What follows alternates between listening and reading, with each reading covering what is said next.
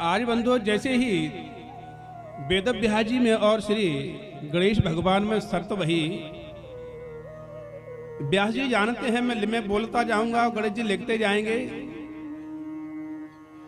फिर बोल दिया महाराज एक शर्त और है, मैं बोलूंगा जब तक मेरे सुंदर शब्दों का सुंदर श्लोकों का अर्थ आप भली भांति न समझ ले तब तक आप कलम बंद मत करना। बड़े प्रेम के साथ में बंधुओं दोनों में शर्त वही लिख रहे हैं। एक श्लोक बोलने को उपरांत बंधु दूसरा श्लोक बोलते हैं, 100 श्लोक बोल देते हैं। श्री वेद व्यास जी और गणेश जी लिख रहे हैं। 100 श्लोकों के बाद में ऐसा श्लोक बोल देते हैं वेद व्यास जी कठिन के गणेश जी की बुद्धि बंधु चकरा जाती है। क्यों? अर्थ समझने में जब तक गणेश जी को समय लगता है तब तक वेद व्यास जी 100 श्लोक और बना लेते हैं। लिखते जा रहे हैं। शंकरम पततम दृष्ट्वा पार्वती हर्षुपागता रुदन्ति पन्नगा सर्वे हा हा शंकर शंकरा।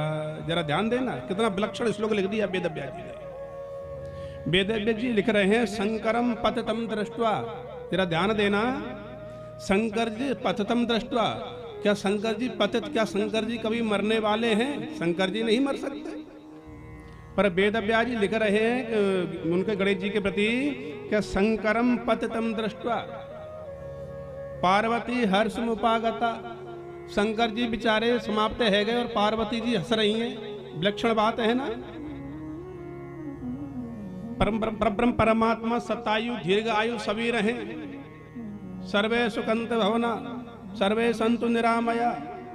सभी सुखी रहे, सभी निर्भय रहे, ज्ञान बुद्धि का भंडार रहे। बंधुओं जैसे कोई पुरुष चला जावे क्या देवी हंसेगी? हंसने वाली नहीं है ना। तो बंधुओं यहाँ लिख रहे हैं शंकरम पतितम दृष्टा। शंकर जी पतित माने समाप्त हो गए, पार्वती जी हंस रही हैं। और रुदन्ति पन्नगा सर्वे हा हा शंकर शंकर।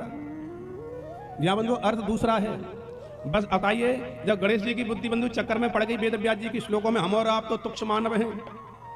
तो शंकर कहते बंधुओं चंदन को, जरा ध्यान देना, शंकर कहते हैं चंदन को पतित माने।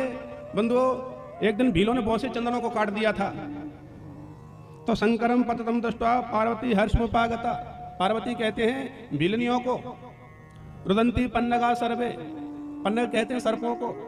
बंधुओं सुंदर चंदन के वृक्ष पर लिपटत रहे तो भुजंग। चंदन के वृक्ष पर बड़े बड़े सर्प लिपटे रहते हैं। जब चंदन के वृक्ष काटे गए तो सर्प रो रहे हैं, हा हा शंकर शंकरा। अब हमारा क्या होगा? इसका अर्थ शंकर जी का पतित नहीं है।